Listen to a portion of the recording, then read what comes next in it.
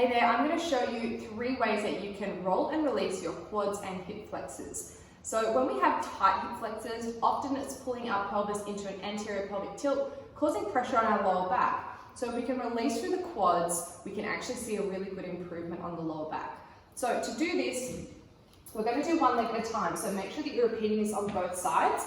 So I'm going to sit down, I'm going to look at my mat and my rollie and place it in front of one leg. So from there, I'm going to come onto my hands and knees, and then I'm going to take it down to my elbows, and then I'm going to lay down onto the rollie, aiming to get it at the top of my knee.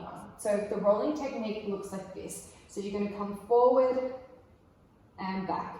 So we're just going to roll halfway up the quad and then back down to the knee. Really slow because this can be really painful. So I want you to be able to relax while you're doing this. Nice and slow. So then once we've satisfied ourselves with the lower part of the leg, we're going to work to the upper part of the leg. So this might need you to move downwards. So you're going to readjust your position. So you're going to start with the rolling halfway up the leg and work towards the hip. So we're going to go up to the hip and down.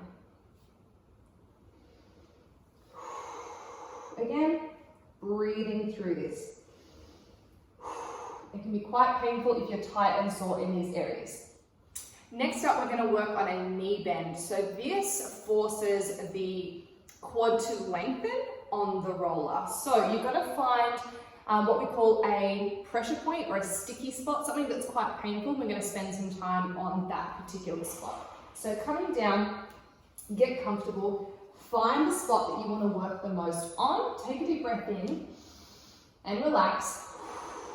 And from there, we're going to initiate a knee bend. So you're going to bring your heel to your butt and release it back down.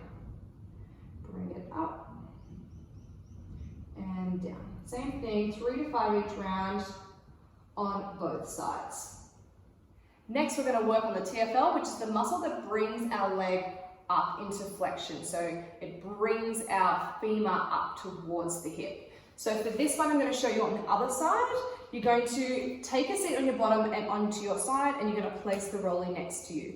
From there, you're going to sit onto the rollie and come down to your elbow. So you want it to be in the fleshy part of your glute, and that runs through to the front of the hip. So below your hip bone and above your greater trochanter, which is that big bone that sticks out here for women.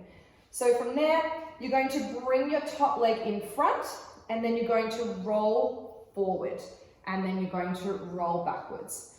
So tipping the hips down towards the ground and then coming back up. You can adjust your position up and down slightly. It's not a big movement, but you want to just roll enough to see where you can find that pressure point, that fleshy spot that feels good for you. And again, 3 to 5 times, making sure that you're breathing. So there you have it, guys. 3 ways you can mobilize your quads and hip flexors. Give it a go and see if this improves your lower back pain. If you don't have lower back pain, this is a perfect way for you to get the blood flowing and begin recovery after your workout.